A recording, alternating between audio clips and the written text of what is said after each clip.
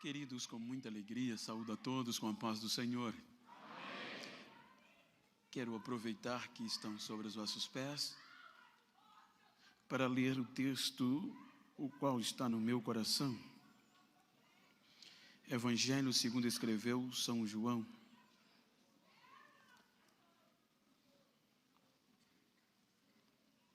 Capítulo 2,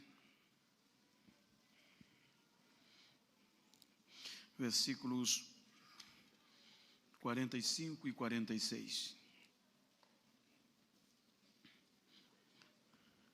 O texto diz o seguinte: Filipe encontrou Natanael e disse-lhe: achamos aquele de quem Moisés escreveu na lei, e a quem se referiram os profetas, Jesus, o Nazareno, filho de José. Perguntou-lhe Natanael: pode vir alguma coisa boa de Nazaré? Respondeu-lhe Filipe: vem e vê. Amém? Queiram tornar os vossos assentos, por favor.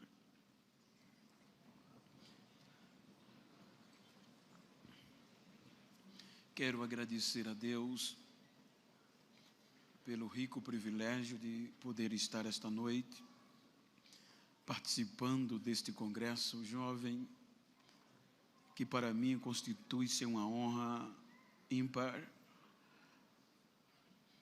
pela grandeza e a magnitude deste evento, e, tendo em conta a minha pequenez, agradeço ao pastor Elias pela honra, o privilégio de poder receber um convite tão honrado, pastor, tão honroso, do qual eu tenho pleno conhecimento e siso de que não mereço. Pastor Maurílio, vice-presidente, e em nome deles quero agradecer a todo este corpo coeso ministerial. Faço referência a todos, reverenciando-os. Agradeço ao pastor Uri, coordenador da juventude, a todos que com ele coordenam a juventude, e respectivamente a todos os jovens que compõem esta união. Deus recompense-os por este privilégio a mim formulado. Registro a minha gratidão a Deus pela vida do Gilberto, do Bruno, que de uma forma tão receptiva, calorosa, tem me recebido, me acolhido. Muito obrigado, filho, eu o tenho como um filho. E o Cleito, que também tenho grande estima por ele e consideração.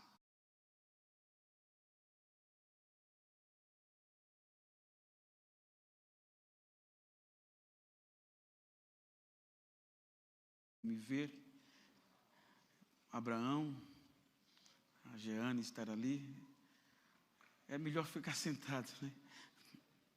Queridos, muito bom revê-los. Eu quero, sabedor de que o tema é provocativo, a temática é voltada para o despertar, e ora, propositalmente, li um texto de uma improbabilidade. Os irmãos percebam que no texto lido há um questionamento razoável, se levarmos em conta o que acontecia naqueles tempos.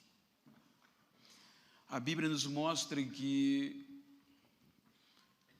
Filipe foi tão impactado quando descobriu e quando viu o que viu, ou Jesus, que vai a Natanael, um amigo de Betsaida, e apresenta a proposta e a alegria de que tinha encontrado, olha a audácia, tendo em vista que a lei era a base, encontrei aquele de quem Moisés escreveu na lei, e aquele de quem se referiam os profetas, Jesus de Nazaré, filho de José. Então o questionamento da parte de Natanael não era absurdo. Então ele diz: pode vir alguma coisa boa de Nazaré? É quando a eloquência de Filipe o desafia, dizendo: vem e vê. Então, com base nesta improbabilidade, quero pedir a vossa atenção para falar-lhes acerca de um grande avivamento.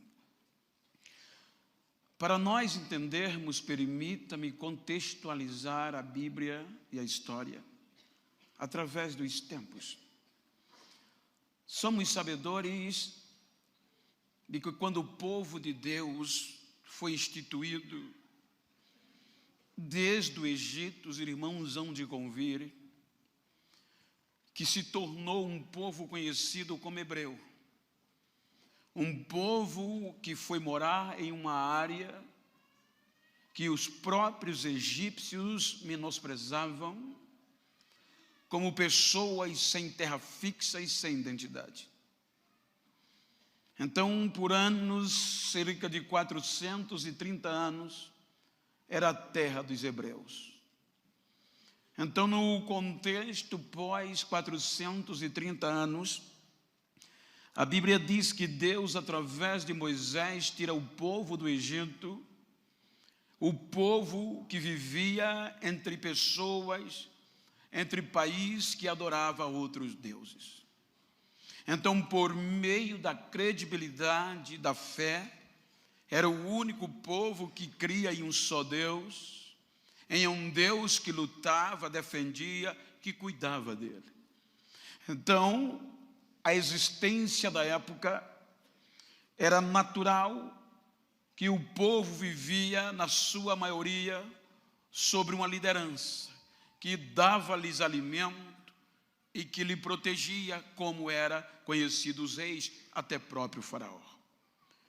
Então, quando Deus tira o povo do Egito, os irmãos vejam que no palmilhar do deserto, muitos desistiram por falta de credibilidade, a ponto que muitos preferiam sofrer a opressão desses líderes, mas tinha sustento, do que viver a liberdade debaixo de uma proteção divina. Então, quando o povo para no deserto, então os irmãos hão de convir que chega um período de organização das tribos, de organização geral.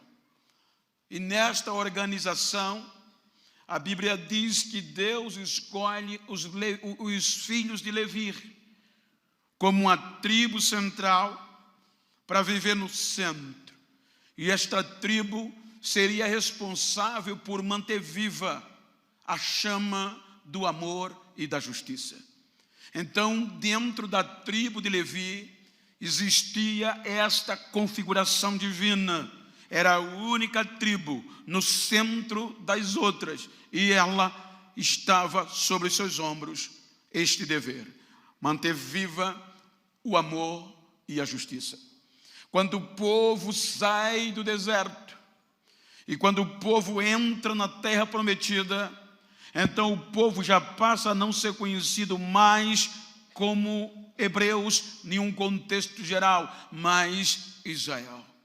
Então agora vem o contexto organizacional e agora vem a junção de todos os povos, de todo aquele povo que acreditava nesse Deus. Então, com o contexto da terra, então dentro do passar do tempo vem um esfriamento. Um esfriamento aonde o amor já não prevalecia e a justiça se distorcia. E os personagens escolhidos para promover viva esta chama perdeu o fulgor e há uma mistura. É neste contexto, bem verdade, em síntese, é neste contexto de desavença, de falta de amor, de falta de justiça, que aparece um levita. Só para os irmãos ter uma ideia, eu vou usar um contexto de uma linguagem que até é nossos dias, mas para esclarecer. Obviamente que dentro de um contexto geral, as classes eram divididas.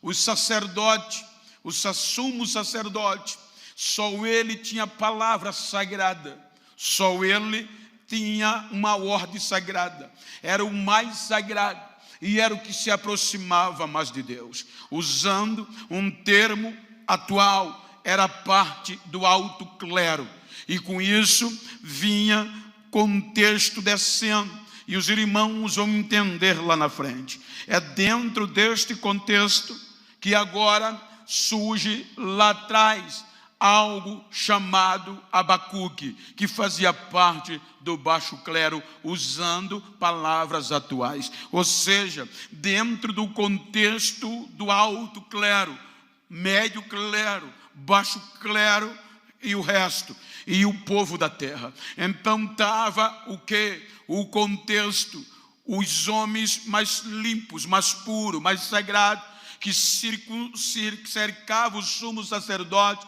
fazia parte do alto clero.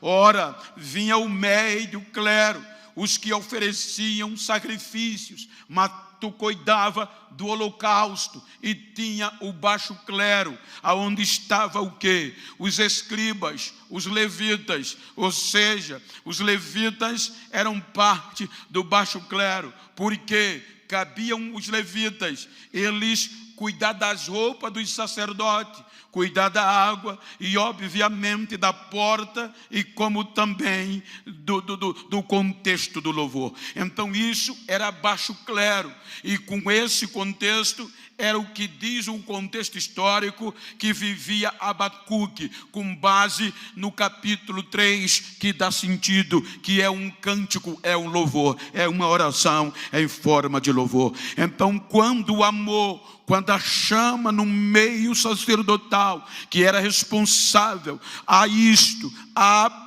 manter viva esta chama dentro das outras tribos, desfaleceu, é quando vem o litígio, a vergonha, a distorção. Então é quando aparece Abacuque, anti-cativeiro, promulgando lá de baixo, não se conformava ver a sua cidade, a cidade de Deus, a sua geração ser consumida por uma frieza sem precedente. Então o que eu acho lindo em Abacuque é que ele não vai procurar culpados, ele não vai apontar dedo para ninguém. O que é que ele faz? Ele se enclausura e assume a responsabilidade para promover um avivamento, porque o mais cômodo, o mais fácil é procurar culpado, é procurar quem é o causador do esfriamento, mas ele não, ele se enclausura e entra num propósito de questionar o próprio Deus. Veja que ele entra no cenário, e no cenário ele abre o leque, ele diz: Senhor, o Senhor não vai me ouvir. Isso implica dizer que não foi momentâneo, foi um período de oração, de comprometimento, foi um período de quem não estava no alto clero, mas estava no baixo clero, mas tinha comprometimento com o contexto do avivamento.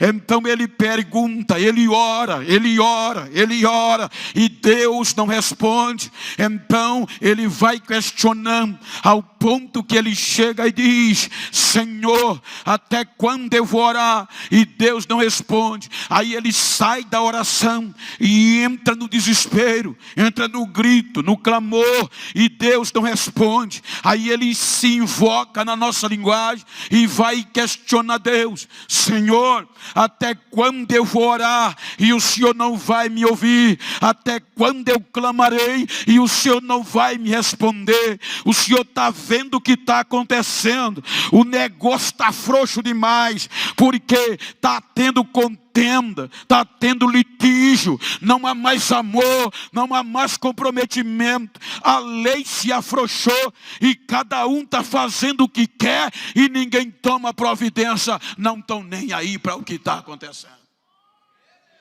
Abacuque bate cara a cara com a responsabilidade.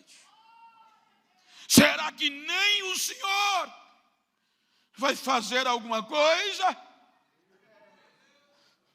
Eu não me conformo com esta frieza, disse ele. Eu estou orando, eu estou clamando, estou comprometido. Mas o Senhor não me ouve. Aí agora Deus resolve ouvir e lhe responder. Deus diz: Abacuque, eu tenho te ouvido. É que eu vou fazer uma coisa tão grande dentro do meu povo, que quem ouvir não vai acreditar. Vão abanar as orelhas pelo que eu vou fazer, mas avivamento vai ter. Veja que segue uma sequência de perguntas e respostas. A ousadia de Abacuque foi tão grande que ele questionou a Deus, a ponto que ele vai dizendo, e é da boca dele que sai a frase que inspirou Paulo, Lutero, acerca do meio da crise. Quando ele questiona Deus, e Deus vai respondendo, dizendo que ia trazer aperto, dizendo que ia revolucionar, que ia mover. Ele diz: se é assim, eu vou esperar. Espere, meu filho, porque o justo viverá pela fé. Se o Senhor está dizendo que vai fazer, eu acredito. Eu vou me trancar na minha torre de vigia, ou seja, vou voltar a orar de novo. Não foi suficiente até aqui, eu vou voltar a orar. Eu vou esperar.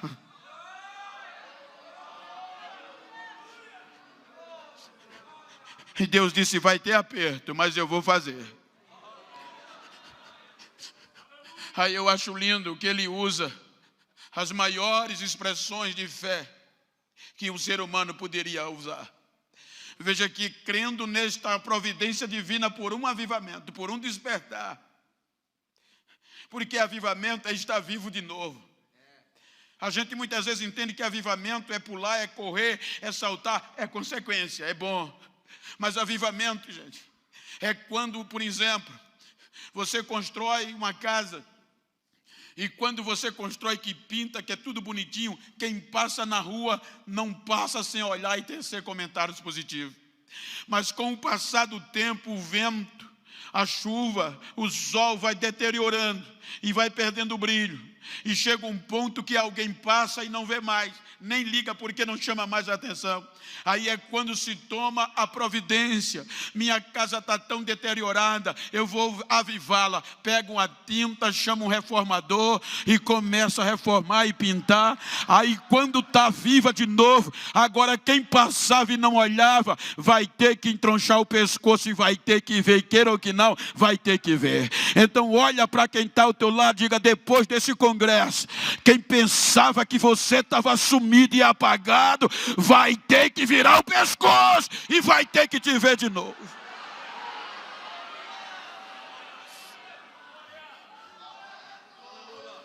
Ninguém melhor para reformar e avivar do que o construtor. Só que para avivar o que perdeu o brilho, filho, não é só moleza não. Quando vai se reformar, quanto mais mexe, mais aparece coisa diferente. E vai ter que aguentar. Agora Abacuque diz: eu vou esperar. Aí ele vem entender, depois de um período de oração, vem o capítulo 3. E olha o que é que ele diz: ouvi a alegria. Entendi. É necessário aperto. Aviva, Senhor. Manda bronca. Aviva a tua obra. E a faz conhecida. Pode mandar bronca. Que eu não vou desistir, eu vou estar aqui. Ainda que a figueira não floresça, nem haja fruto na vida, e o produto da oliveira minta, 3 árvores perenes, que é impossível negar o fruto. Ele passa pela agricultura, que era fonte de renda econômica. Ele entra na pecuária, ainda que não haja vaca e nem ovelha, era impossível. pois era a maior força da economia judaica. Mas ainda que isso deixe de existir, ainda que o aperto seja tão grande, que tudo isso desapareça, todavia, eu esperarei no Senhor.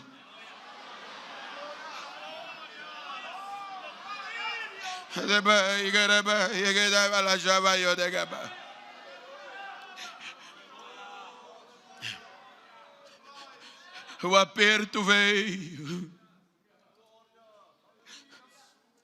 Os caldeus devastaram Jerusalém.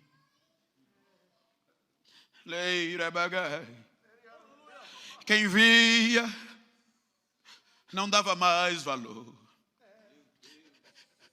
Quem ficou em Jerusalém não tinha mais um centro de culto.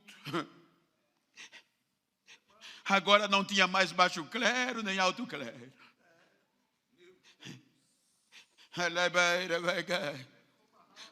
Agora ninguém era maior que ninguém. Quem ficou no Jerusalém, na miséria, não tinha direito de um centro de culto. Alguns escaparam para o Egito. E quem foi para o cativeiro, entre aspas, vivia melhor do que quem ficou. Mas não podia mais adorar.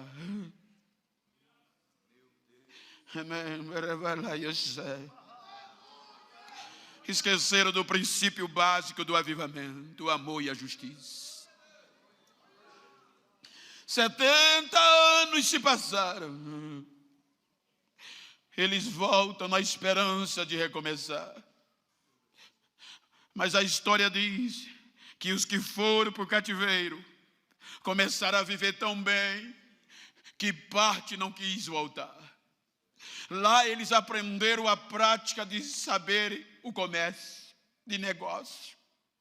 Então, quando aqueles que voltaram com a esperança de recomeçar, quando chegaram, não tentaram recomeçar, porque viveram e viviam o comércio e o bem-estar. Eles investiam pesados nos seus bem-estar, mas não queria mais voltar para o princípio que Deus falou. Aí Deus usa o profeta Ageu e começa a querer provocar o avivamento. Ageu fala para Zorobabel, fala para os sacerdotes que eles são responsáveis para manter a chama acesa do amor e da justiça. Aí Ageu entra no cenário reclamando: vocês não querem recomeçar, vocês só querem morar nas vossas casas luxuosas. O que era que eles faziam? Eles compravam pó de mármore, areia fina, investiam no melhor empreendimento com os seus bens e faziam suas casas luxuosas, e o centro de culto, de adoração continuava caído. Aí Deus diz a Ageu: não desiste, vai me estimulando, Ageu. Diz aos sacerdotes, Ageu, que tome providência, diga ao povo que suba ao monte, corte madeiras para recomeçar. Tem que subir o monte, tem que cortar madeira.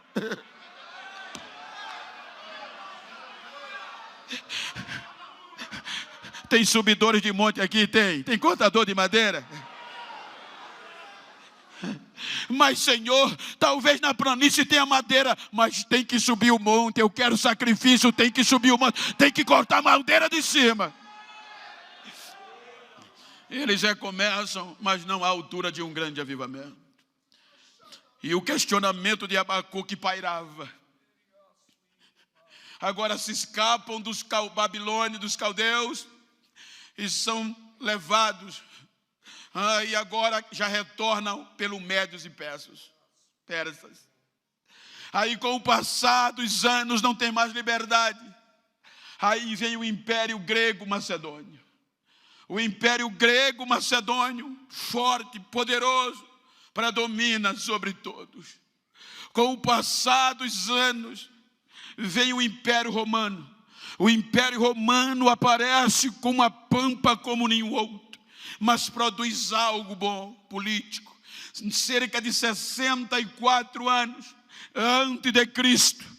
Aí agora o general romano Pompeu destrói ou conquista toda aquela região pela divisão do Império Grego-Macedônio. Agora ele conquista e agora entra no cenário Palestina. Então agora a Palestina é conhecida como Palestina, ligada a Roma. O Império Romano predomina. Agora Roma precisava ponderar e predominar, e precisava de quê? Nomear pessoas de confiança.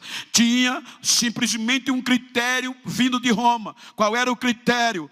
Fidelidade. Então é quando, pelo um contexto político, Herodes o Grande é enviado para a Judeia, para a Palestina, para governar, para reinar de norte a sul. Então vejam que é neste contexto que já havia desde o passado divisões regionais e falta de amor e de desprezo era o que prevalecia. Então agora é nomeado pessoas importantes. Veio o procurador de Roma, Pôncio Pilatos, e agora também o sacerdote. O contexto sacerdotal faz parte do critério de fidelidade. Agora a função sacerdotal não era mais uma religiosidade, como também, mas tinha vínculo político com Roma. Agora o sumo sacerdote, além de pela lei de Moisés ser a figura central, agora era o representante também legal por parte de Roma. Aí agora surge de novo o que eu disse: o alto clero, vem a evidência, o médio e o baixo. Aí surge de uma forma mais contundente os grupos religiosos, saduceus, fariseus, essênios, zelotes, herodianos. Os saduceus eram mais poderosos.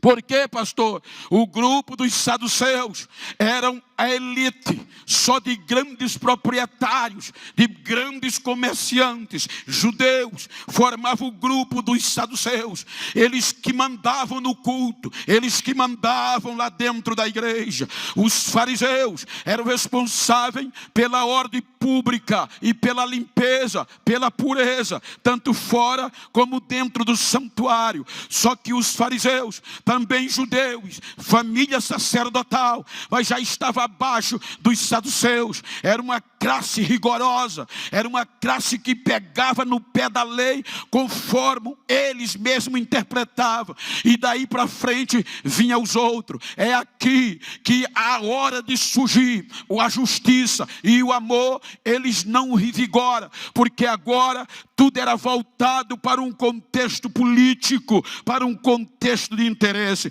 Se tudo gira em torno do alto clero, então agora temos que se juntar para não perder o nosso cargo. Aí pelo outro lado, no baixo clero, os escribas interpretavam a lei para satisfazer a ordem de lá de cima, e eles expandiam isso. Se você olhar em um gráfico a história, você vai ver, agora aparece a ótica do puro e do impuro, ou seja, o centro era o templo. Em um gráfico aqui momentâneo, no centro era o templo, depois Jerusalém, depois a Judeia, depois Samaria e depois a Galileia. Ou seja, agora depois disso daqui, eles não olhavam os samaritanos com bons olhos. Os sacerdotes, a cúpula responsável para promover o avivamento,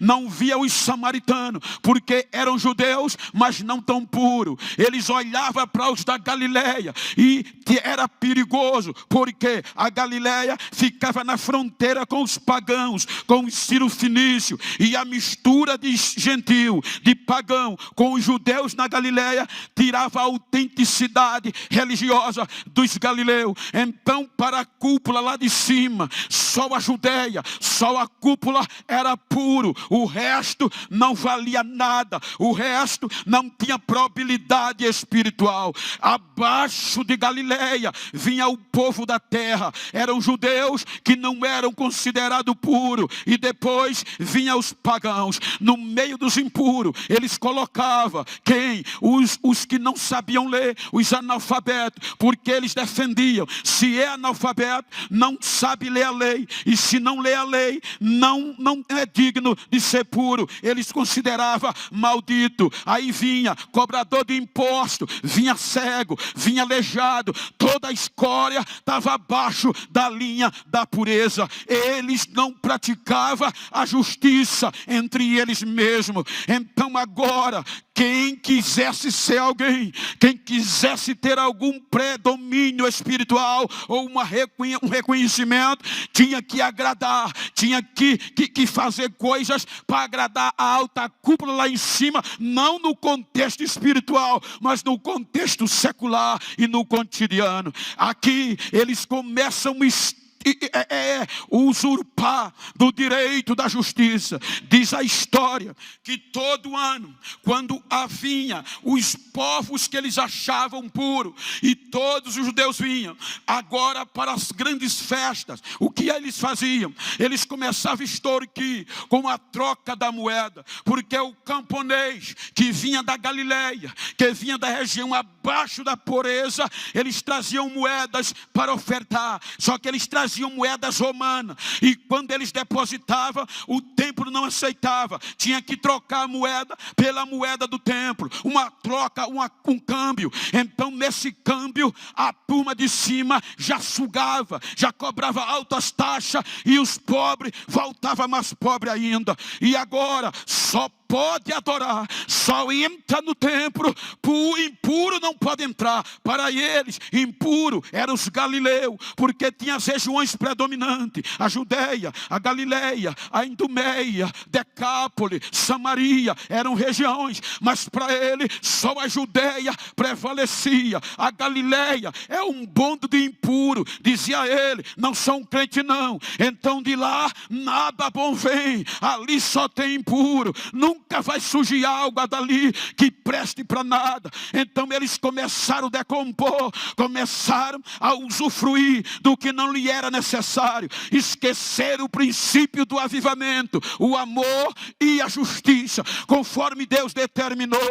Aí de repente você vê que quando Deus ouve e coloca em prática a oração de Abacuque através dos anos, Deus não vai lá literalmente na Judeia, Deus vai aonde? Abaixo do baixo clero, nos desqualificados. Quem tem uma adolescente, uma jovem chamada Maria, que na ótica não tinha futuro, de onde ela é da Galileia, e para piorar é de Nazaré, tem futuro não, é desqualificada para entrar na história.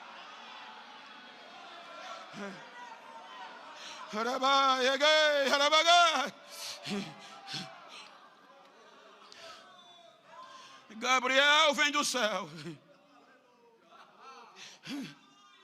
não olha cabedal, e vai falar com uma jovem na Galileia. Não foi nem em Cafarnaum, que era maior, foi na Nazaré, que você não vê nenhuma vez mencionada no Velho Testamento. Salve, salve, agraciado.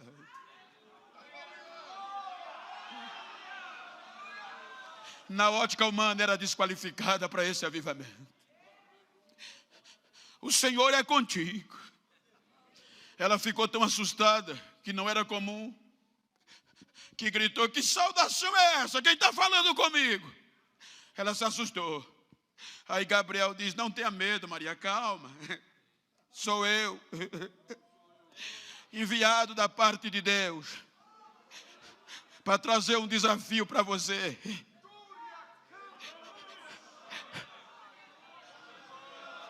Deus vai precisar do teu ventre, porque no teu ventre vai ser gerado um menino, e o nome dele vai ser Jesus.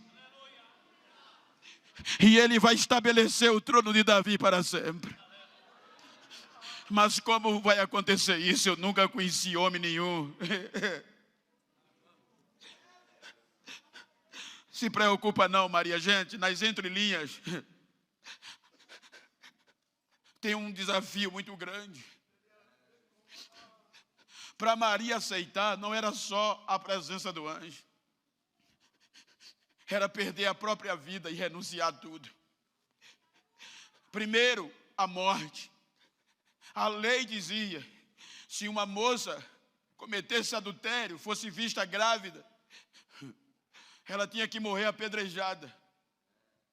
E para piorar a vergonha para a família, ela se tornava um opróbrio, o mais alto nível da vergonha.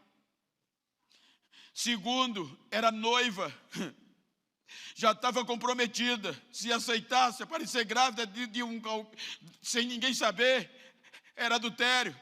O noivo ia perder todo o empreendimento. Como vai acontecer isso? Aí o anjo começa a conversar. Veja que não é impositivo. Ele conquista ela. Mas Maria, tu não tem uma prima chamada Isabel? Tenho. Ela não mora nas montanhas da Judeia? É. Você não sabe que ela é estéril? Sei. Ela já está grávida ao 6º mês. Mas como? Para você saber que para Deus nada é impossível, Maria. Ele só quer que você creia. Você crê? Mas não se preocupa não, a sombra do Onipotente vai descer sobre você, e o ente santo que será gerado em ti vai ser chamado Filho do Altíssimo. Se preocupa não, quando ela ouve isso, ela abre mão de tudo por um grande avivamento e grita: eis aqui a serva do Senhor, seja feito conforme a tua palavra.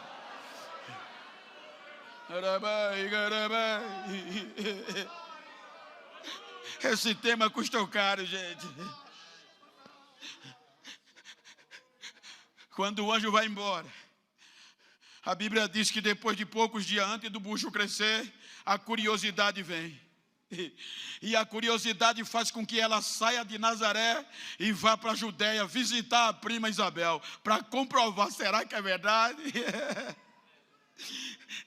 Aí ela vai. O que eu acho lindo é que quando ela chega na casa de Isabel, não tinha, talvez pelo texto, vou conjecturar, não tinha cachorro para latir, não tinha mordomo, a porta estava fechada. Aí quando ela já, depois da viagem grávida, já nem ela sabia direito que o menino já estava sendo gerado. Aí quando ela bate na porta, talvez, ou de casa, a lógica era Isabel gritar de lá: Shalom, minha amada. Mas não, a porta diz a Bíblia que quando Isabel ouve a voz de Maria, já começa na nossa linguagem sapatear lá dentro, e até João Batista já começa a saltar dentro da barriga.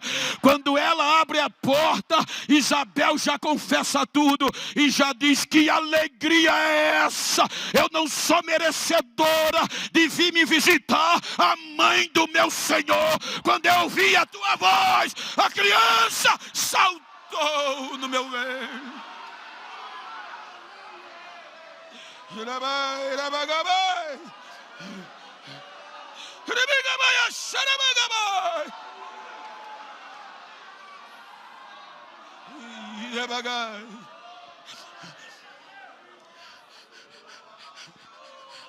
Vem o recenseamento. Ela volta para casa e já volta com um bucho grande. Diz a história que o pai Jacó não aguentou, e nem a mãe. Jogou ela no canto da parede. Vou entre linhas. O que é que você fez, minha filha? Que vergonha você nos fez.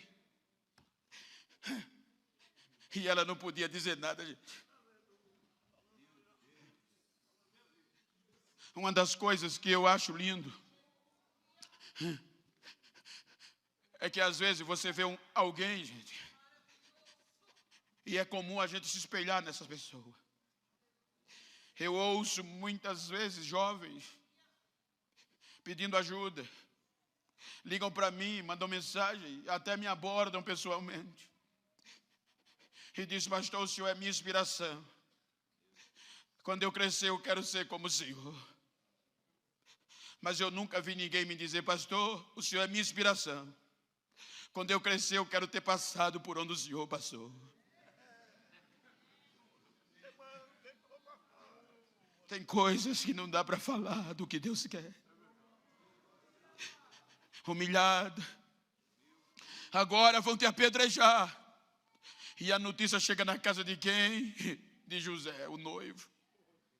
Imagina você, moço, noivo, e daqui a pouco a sua noiva aparece grávida do nada. O que era que você faria?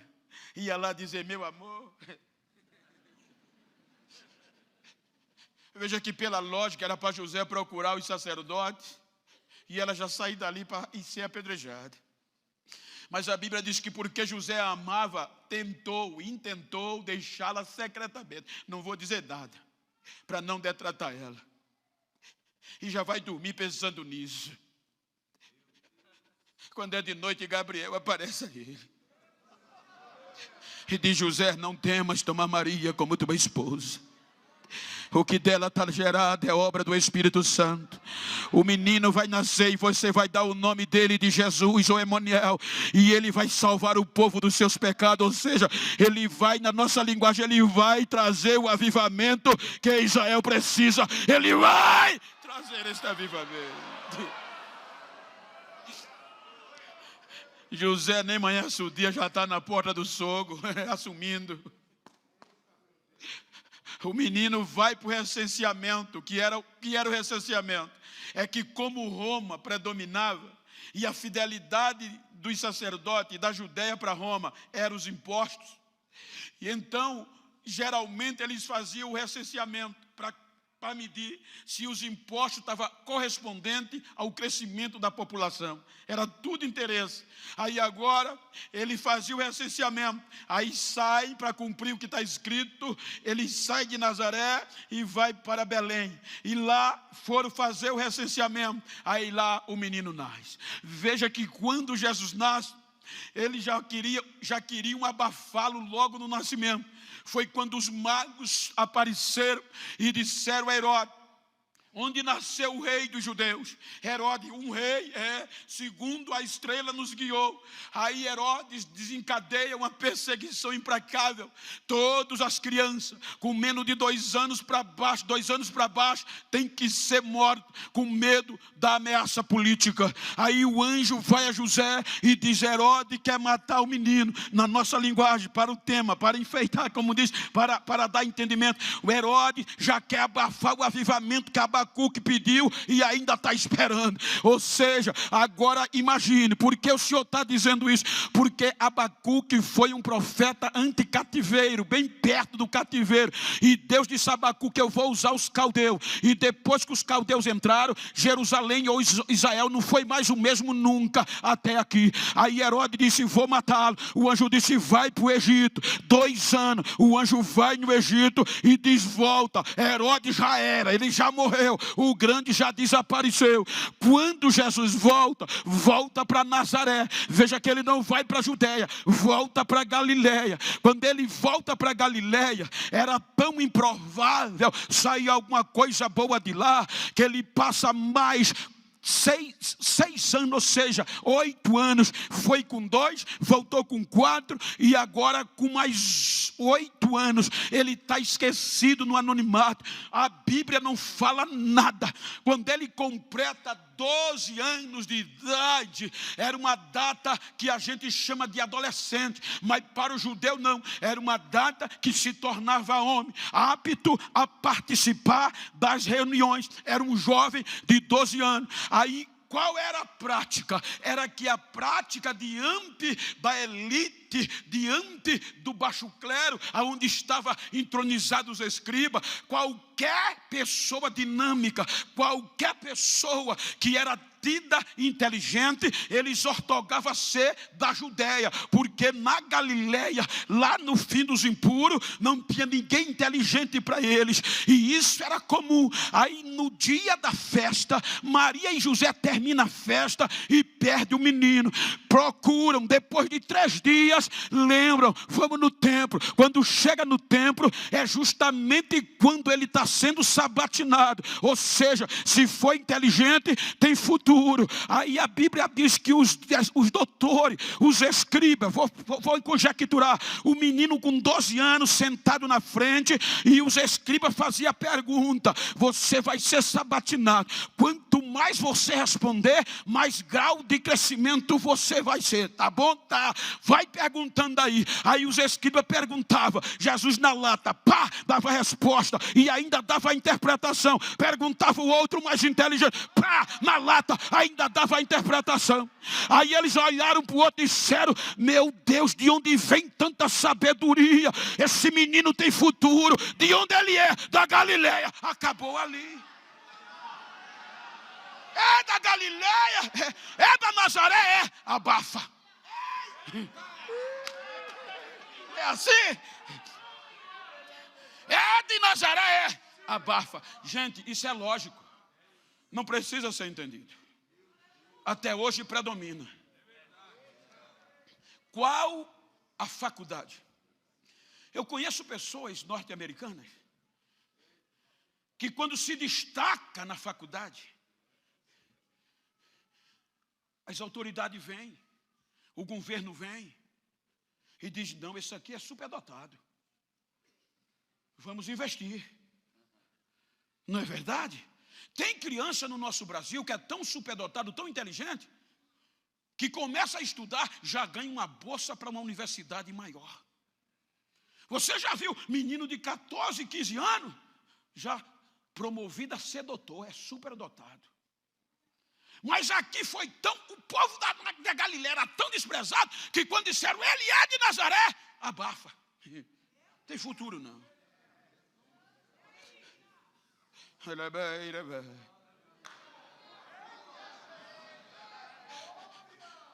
Mais de 12 para 29, quase 30, são 17 anos. Veja se alguém fala nele. Veja se ele aparece. 17 anos jogado nos confins de Zebulon. 17 anos da média do baixo clero. No povo da terra, ele é impuro. Quando ele completa quase 30 anos, a Bíblia diz que o Espírito Santo vai lá, da Nazaré.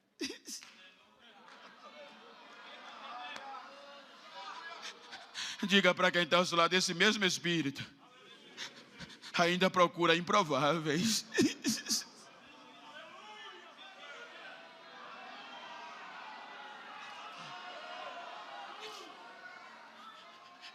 E pega-o, e ele já vem para o Jordão, orientado. E quem estava batizando naquele dia, o top da galáxia. Quando o João Batista está na água, sente algo diferente. Para o batismo e começa a gritar: eis o Cordeiro de Deus, ele está entre nós. Eis o Cordeiro de Deus, ele está aqui. Eu sinto a presença, ele está aqui. João já tinha sentido a mesma presença no ventre da mãe. Abra o caminho, vou conjecturar, saio da frente. Jesus entra nas águas. João, me batiza não, Senhor, eu que quero ser batizado. João me batiza para cumprir a justiça. Quando ele é batizado, aí em forma corpórea de pombo, o Espírito Santo vem. O avivamento desce. Eu imagino a alegria que Abacuque tivesse vendo isso, hein, irmão? Quando o avivamento desce, aí o céu se abre, Gilberto, e a voz de lá do céu: este é o meu filho amado, em quem eu tenho grande alegria.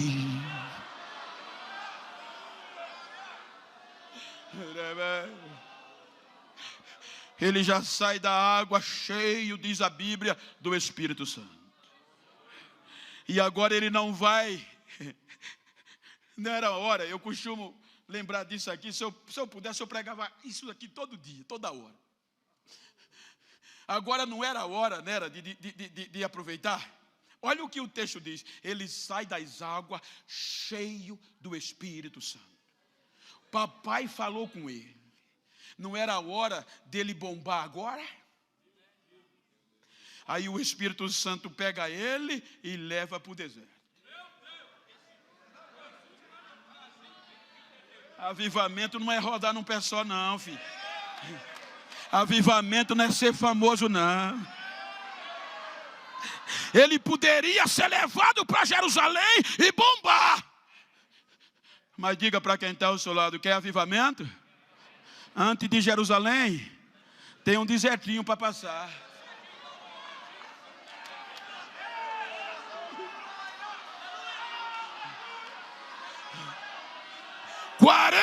Dias, 40 noites.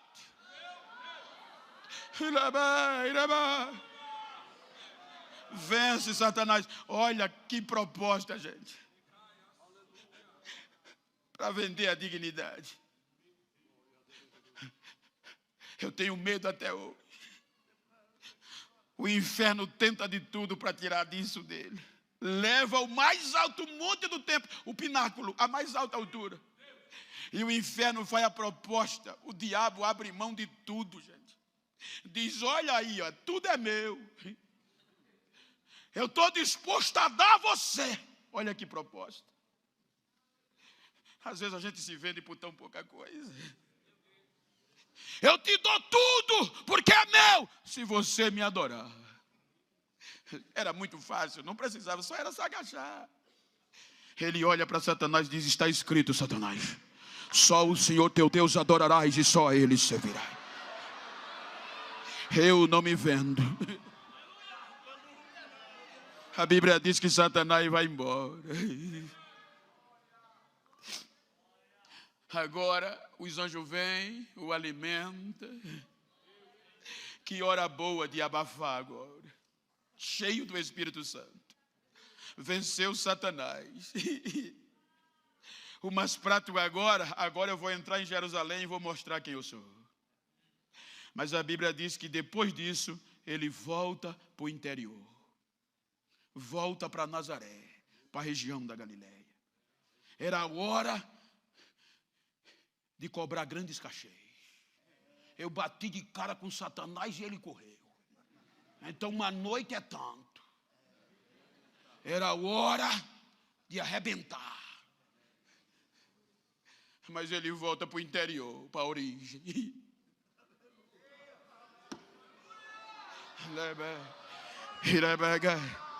E a Bíblia diz que quando ele volta cheio do Espírito Santo, começa a pregar nas congregações.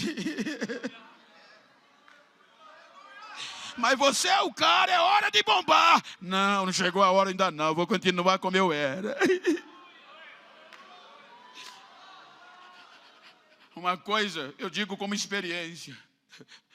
Às vezes, gente, eu estou pregando para 50, 60 mil pessoas na convenção geral. Isso é muita honra para um improvável. Mas tem dia que eu estou pregando para 10, para 5. Tem dia que eu estou pregando em igrejas tão lindas como essa. Mas tem dia que eu estou pregando em igreja tão humilde que do púlpito dá para botar a mão na cabeça do porteiro e orar por ele.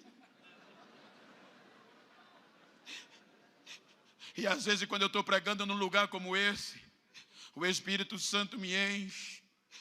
E alguém chega 2 horas batendo foto. Jovem, assina minha Bíblia, pastor. E às vezes como humano, lá dentro diz, rapaz, tu tá aí podendo, hein? E às vezes você é ludibriado a pensar que é alguma coisa. Aí quando eu chego em casa, já tem 2 pedacinhos de cana me esperando. Aí eu meto o dente na cana e o Espírito Santo diz, não esquece de onde tu veio.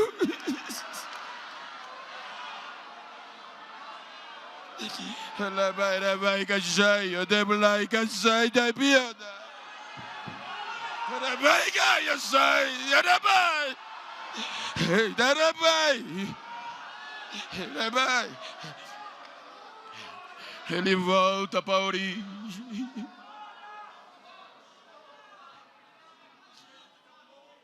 Começou a pregar e ninguém o incomodava e o povo aplaudia ele. O texto bíblico diz que o povo gostava de ouvi-lo. Aí ele vai para o culto de Nazaré. Aquele culto onde está todos os tops. Ilustrando, é bem verdade. Cheio do Espírito Santo. O primeiro sermão no templo central, vou fazer esse pressuposto, de Nazaré. Quando ele prega a primeira mensagem, nem termina direito. Todos ficaram com raiva e já queriam matá-lo ali. Avivamento não é glamour, gente. A Bíblia ensina que avivamento não é glamour. Quiseram matá-lo, jogar do monte para baixo, no primeiro sermão. Já que não mataram, expulsaram ele de Nazaré. Agora o homem cheio do Espírito Santo, o avivamento que Israel precisava, Israel não aceitou. O sistema bloqueou. Agora ele não podia pregar nem no templo e nem das congregações de Nazaré. Aí ele vai para Cafarnaum. Já que eu não posso pregar para quem não quer ouvir, aí ele diz, eu vou juntar um povo para impactar. E onde é que ele vai achar? Na beira do rio. Pedro, vem cá, André, me segue. Vai para a beira do mar. João, Tiago, deixa isso aí, vem. Olha, gente, que ousadia. Acreditar naquela raça. Aquele povo não tinha valor, gente. Aí André diz, Filipe, encontramos Jesus. É ele. João já falava dele. Aí quando Filipe conhece Jesus, fica tão alegre que diz, eu tenho que contar ao meu amigo. Quando a gente se converte, que é cheio, a gente não quer ganhar logo os amigos, prega dia e noite, não, vai para a igreja. Aí Filipe vai para Natanael alegre e diz, eu achei. O que, filho? Aquele de quem Moisés escreveu na lei. E os profetas falaram, quem? Jesus. Ele é de Nazaré, filho de José. Aí Natanael, que não era enganoso, não tinha mentira nos lábios, diz, e pode vir alguma coisa boa de Nazaré? Vem e vê.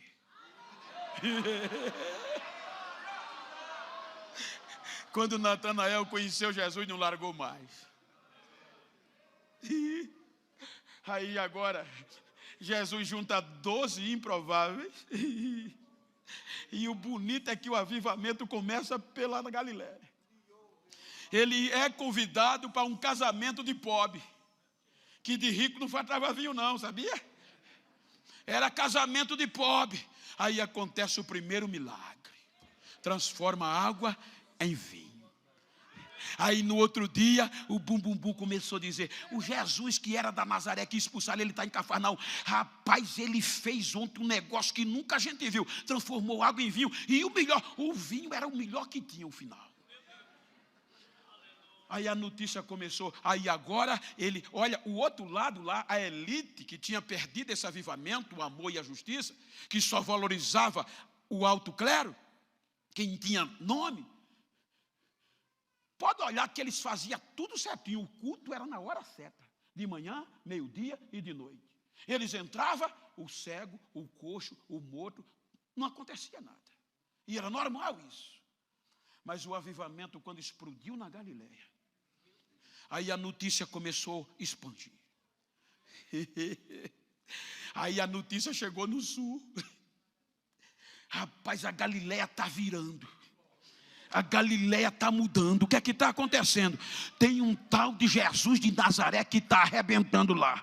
O que é que está acontecendo? Aonde ele passa, o milagre está acontecendo. Como assim? Onde ele chega, o cego está vendo, o mudo está falando, está até cantando hino, o coxo está se levantando, até o morto está levantando e voltando a viver de novo.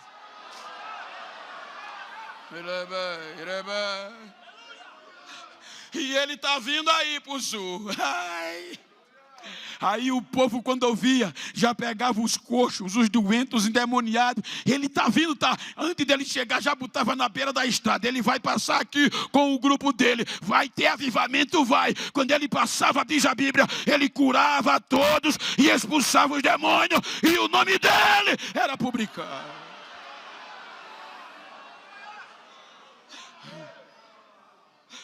Aí o sistema diz, vamos pará-lo. O alto clero se une com o médio e o baixo. Porque para os grandes comerciantes, os grandes poderosos dos saduceus e os fariseus, Jesus era uma ameaça. Ele vai fazer a gente perder o nosso cargo. Vamos pegar ele é da Galileia, vamos pegar ele na lata, vamos usar a lei. Veja que a Bíblia diz que quem ia procurar Jesus para questionar acerca da lei não era saduceus, eram os escribas, porque escriba era do baixo clero, mas eram as pessoas que interpretavam a lei para agradar a turma de cima. Aí os peritos iam, e perito é especialista, chegava para Jesus e questionava, Senhor, eu tenho uma pergunta para fazer ao Senhor. Qual é o maior mandamento? Ora, é simples, amar o teu Deus de todo o teu coração, de toda a tua força, com toda a tua alma e entendimento, e ao teu próximo como a ti mesmo. Aí o perito baixava a cabeça e dizia, disseste bem. É mole. Senhor, esta mulher foi pega no próprio ato de adultério. E não era qualquer pessoa, era especialistas, peritos. E a lei diz que tem que morrer apedrejada. O que é que o Senhor diz? Se ele dissesse apedreja, mas o Senhor não prega o amor? Não pode matar, está desfazendo da lei. Aí Jesus olha e diz, dentre vocês que não tiver pecado, atira a primeira pedra.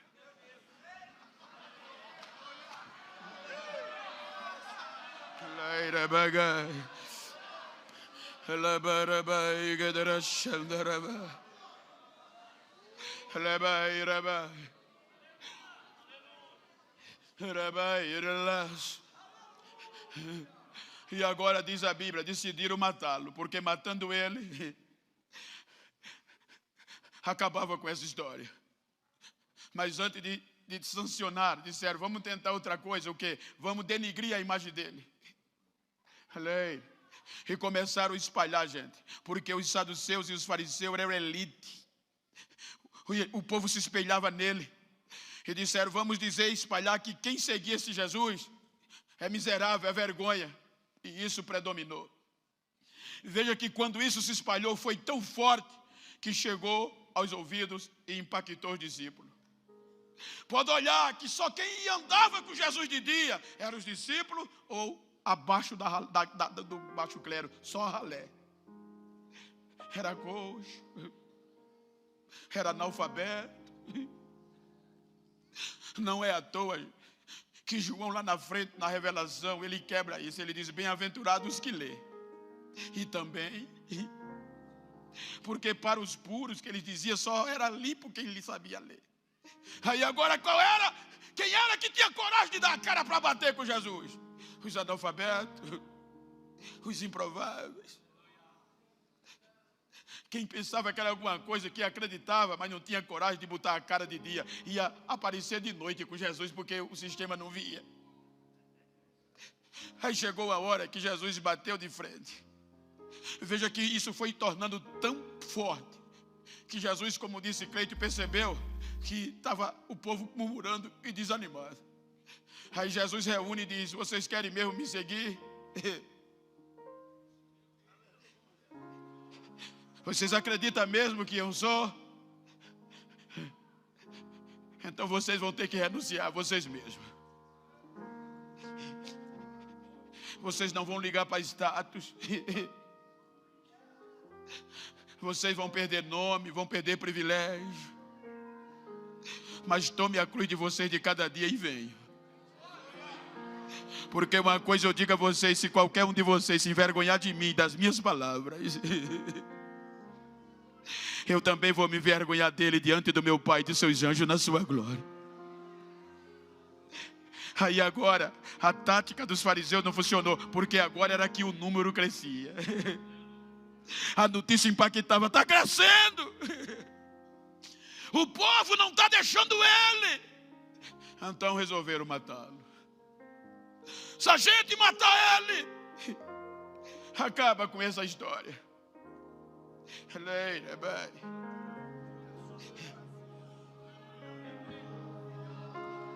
A resposta de Abacuque não viria. Os judeus rejeitaram o avivamento que Abacuque pediu.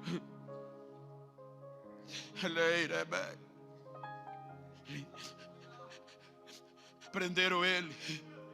O impacto foi tão grande que você percebe que ninguém ficou, gente. Os mais íntimos ficaram de longe. Naquela noite, Pedro disse que não conhecia ele, e era íntimo. Pedro viu o monte transfigurar-se. Pedro viu Jesus ser transformado em glória, mas a pressão psicológica foi tão grande e o medo que ele espraguejou: eu não conheço ele. Mas você fala como ele. Não, não sou. Você veste como ele. Não, não sou, não conheço ele. Diga para quem está ao teu lado: se um dia esse avivamento te pegar, nem tente se esconder. Vão te ver, não tem jeito.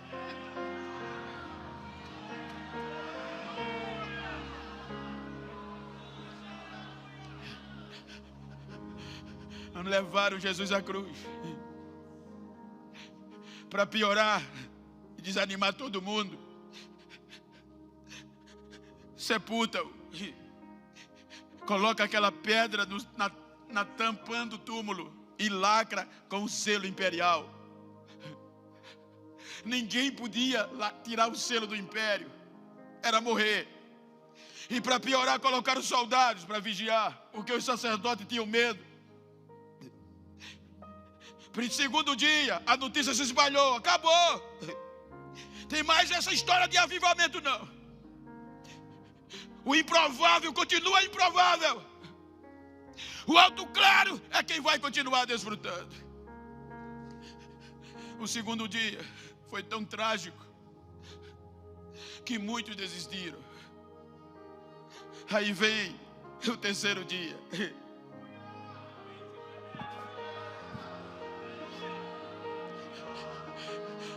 Eu disse uma vez e digo muitas.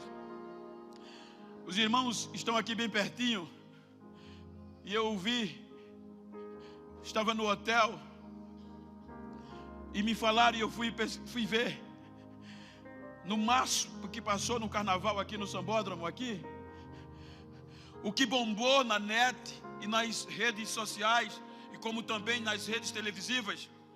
Foi a encenação maravilhosa, segundo eles, que uma escola de samba trouxe para o Sambódromo. Eles trouxeram isso aqui: a morte, o inferno e Jesus. O que achei interessante quando eu vi é que quando eles concluíram a apresentação, Jesus não ressuscita. A morte e o inferno continua dando pulo, alegre, e Jesus caído. Então quando eles terminam, o que impactou foi: a morte e o inferno venceram. Então a maior emissora do Brasil depois chamou o organizador para o camarote e o intérprete parabenizou, apertou a mão e ele bateu no peito e disse: impactamos, alcançamos o nosso objetivo, impactamos o Brasil. E a notícia era: Jesus perdeu para a morte e o inferno. Agora olha para quem está ao teu lado e diga: é fake news.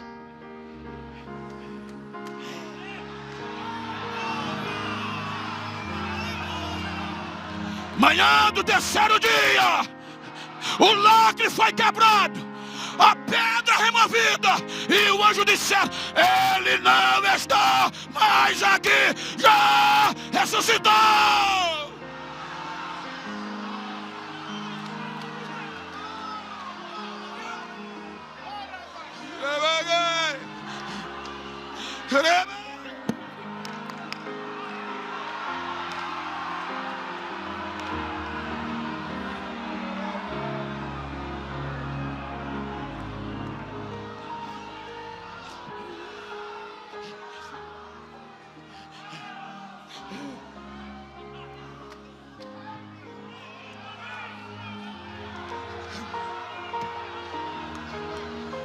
Compartilha comigo, compartilha.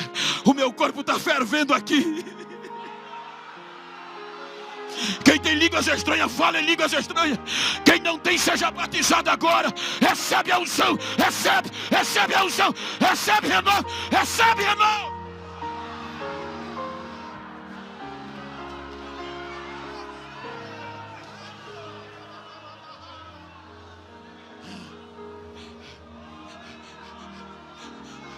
Uma das propostas do Congresso é a evangelização.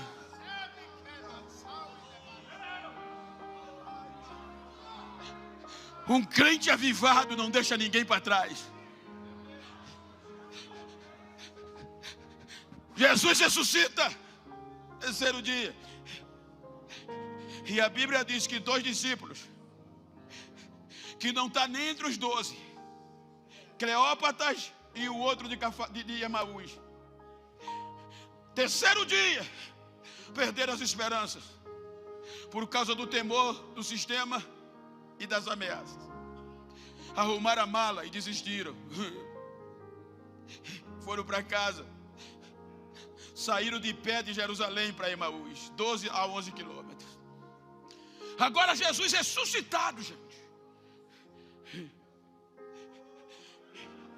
Ele coloca o pé na estrada para avivar 2 crentes desanimados.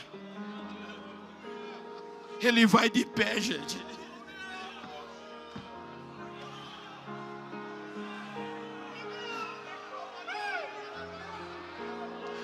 Entra na conversa. E quando ele entra, a conversa não era boa. Eles estavam tristes. O que é que vocês estão falando? Diz a Bíblia. Aí a Bíblia diz, olha o que é que a Bíblia diz. Cleópatra, um dos entristecidos, está escrito, disse a Jesus: por acaso tu és o único estrangeiro aqui? Não sabe das notícias dos últimos dias? Quais? Jesus, o varão Galileu, homem honrado, poderoso em obras, profeta de Deus, como os sacerdotes os mataram e a nossa lei o crucificou? E a gente pensava que era ele que ia nos redimir. Olha que decepção. Já são 3 dias e nada. Se bem que algumas mulheres disseram que viram mais.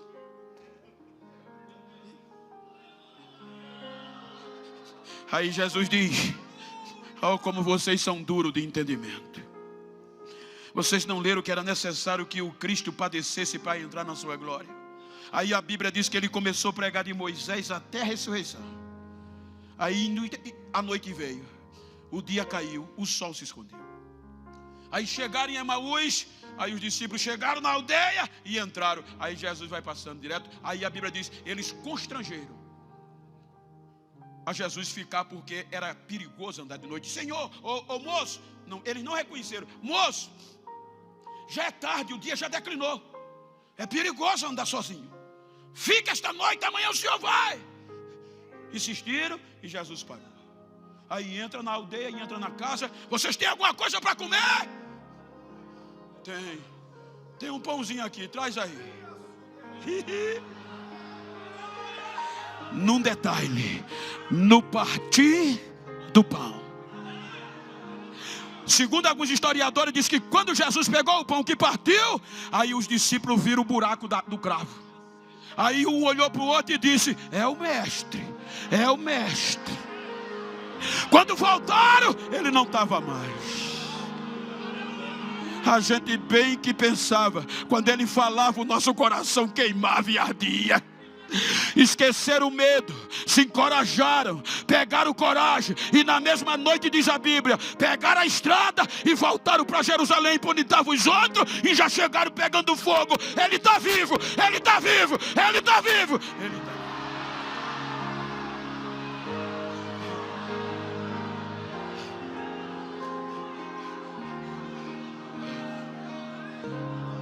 À noite, na madrugada, quem fazia isso do sistema, gente? Jesus vai para a beira da praia, cedo, esperar um barco com um bando de desviado que estava vindo da pesca. não deixou ninguém para trás. Quando ele desce, que Pedro vê de longe, quem é? Aí Pedro diz, é o mestre. Ele veio nos buscar. Saltou do barco, vestiu a roupa e fez carreira para a areia. O que eu acho lindo, gente, é que Jesus ouviu e viu Pedro dizer que não conhecia ele. Em nenhum momento Jesus passou na cara dele. Pedro, tu me amas? Tu sabe, quem faria isso? Toma conta da minha igreja, Pedro, do meu rebanho. Pedro, tu me ama? Tu sabes, apacenta as minhas ovelhas, Pedro.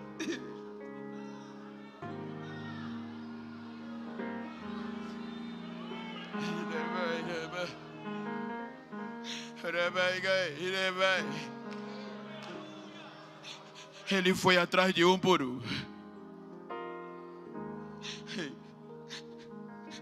Uma das coisas que a gente tem que falar, gente, todo dia, é que não adianta a gente estar num congresso de avivamento e uma nova geração tão linda e tão dinâmica. Estamos pregando em avivamento, em pular e saltar. Nunca deixe isso. Eu pulo e salto. Mas a gente esquece do fundamental, o amor. E veja que Jesus disse, um novo mandamento eu dou a vocês. Amai uns aos outros como eu vos amei. Porque só assim o mundo vai saber que vocês são meus discípulos.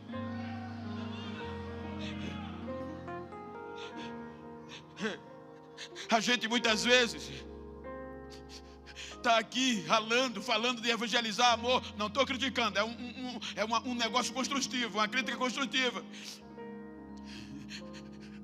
E às vezes você sabe que um ano após o outro rouba alguma coisa de nós, deteriora.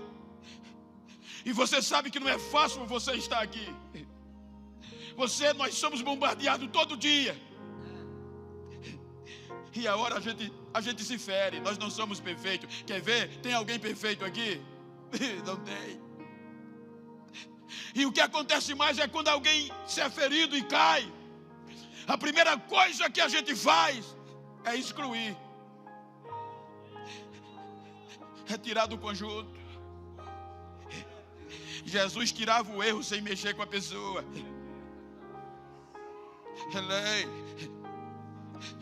O crente avivado não deixa o outro para trás.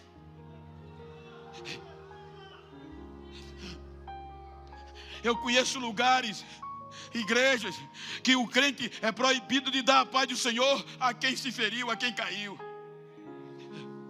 Ele não é mais dos nossos. Eu tenho um amigo no exército americano, e ele me disse o seguinte, se viu na guerra do Afeganistão. Ele disse, Bento, quando a gente vai para a guerra, a gente já passou por uma preparação antes. E a preparação é mais forte do que a guerra. Quando a gente vai para a guerra, a gente já está consciente de que pode morrer por duas coisas. Quais? A pátria e o amigo, o companheiro.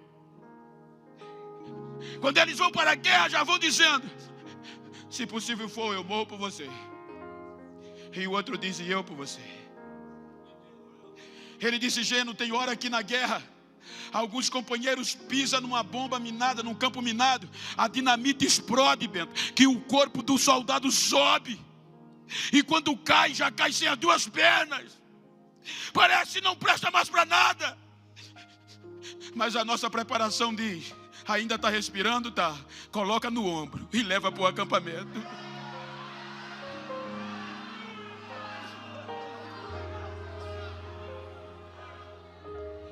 Gênio, tem hora que são atingidos, os fusíveis vêm e destroem o peito, o braço da pessoa, mas a ordem é, está respirando, tá? Coloca no ombro, não deixa para trás.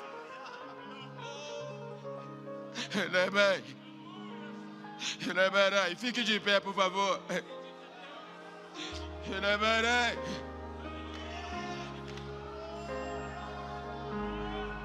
Aviva, Senhor, a tua obra. Agora, se você puder dar uma olhadinha para quem está ao teu lado.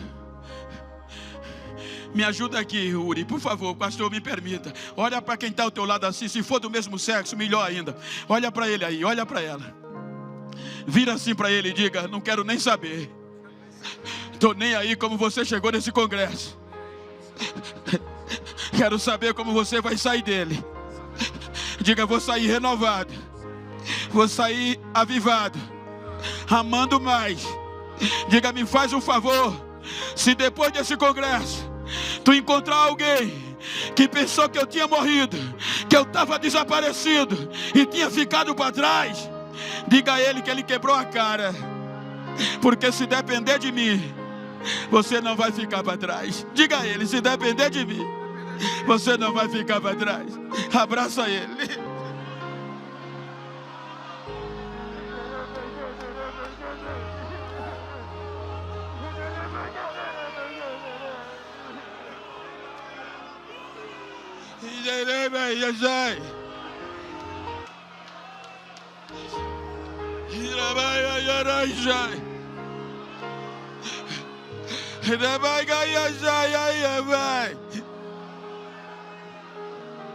Abraça ele, chora pelo menos 1 minuto com ele, com ela. Vai. Diga: eu estou saindo avivado,